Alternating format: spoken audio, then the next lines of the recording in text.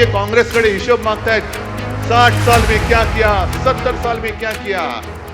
अब्दाली, खटमल, हिंदुत्व से लेकर सत्ता जिहाद तक।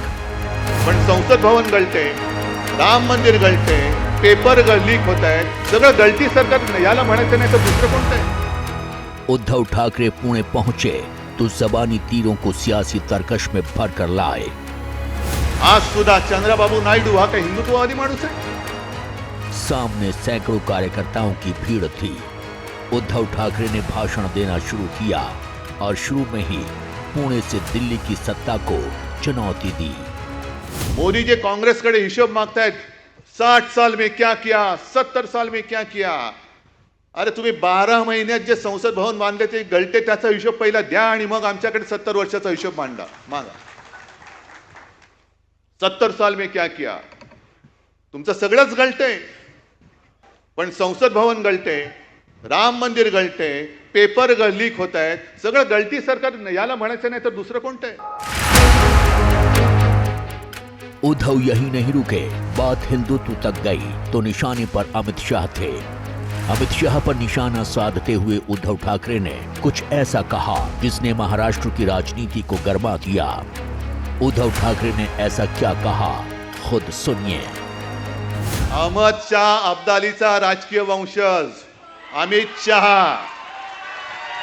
अहमद शाह अब्दाली, तो पण शाहच होता, तो अहमद शाह होता, हे अमित शाह आहेत। अहमद शाह अब्दालीचा हा राजकीय वंशज हा इकडे वळवळायला आला होता, आम्हाला हिंदुत्व शिकवतोय। अरे नवाज शरीफचा केक खाणारी अवलाद तुमच्याकडनं आम्ही हिंदुत्व शिकायचं। उद्धव ठाकरे ने बेहद हमलावर अंदाज में कहा कि अगर उन्हें नकली वंशज कहेंगे तो वो अमित शाह को अहमद शाह अब्दाली ही बोलेंगे।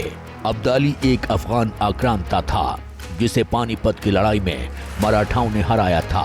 लेकिन सवाल ये है कि उद्धव के हमलावर होने की वजह क्या थी।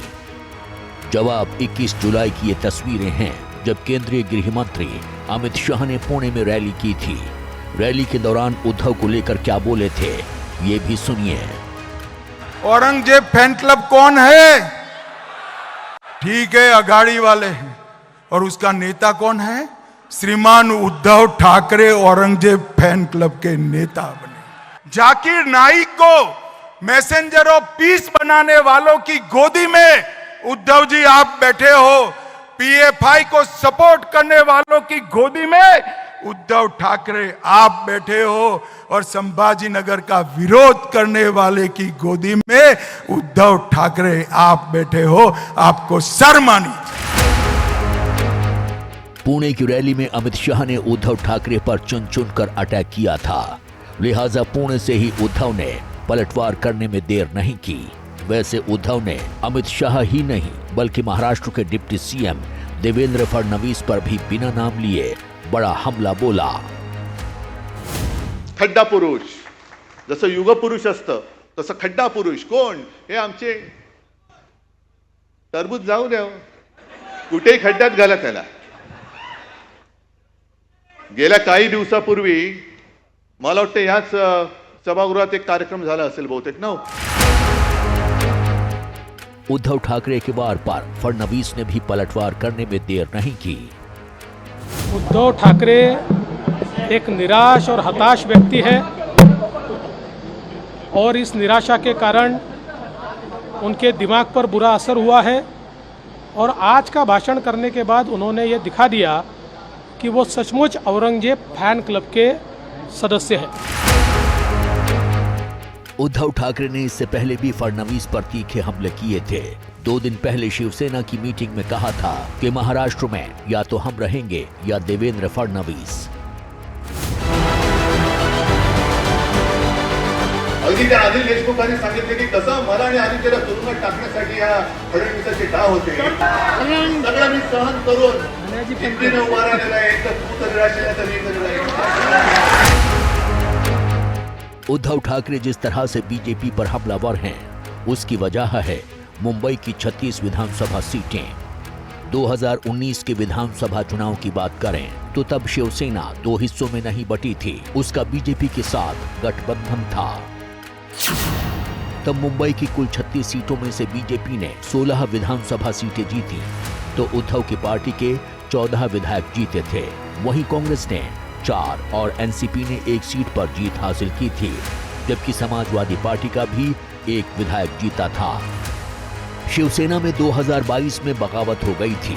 इस दौरान एकनाथ शिंदे के साथ जाने वालों में मुंबई के 6 शिवसेना विधायक भी थे, लेकिन उद्धव मुंबई में फिर भी कमजोर नहीं हुए।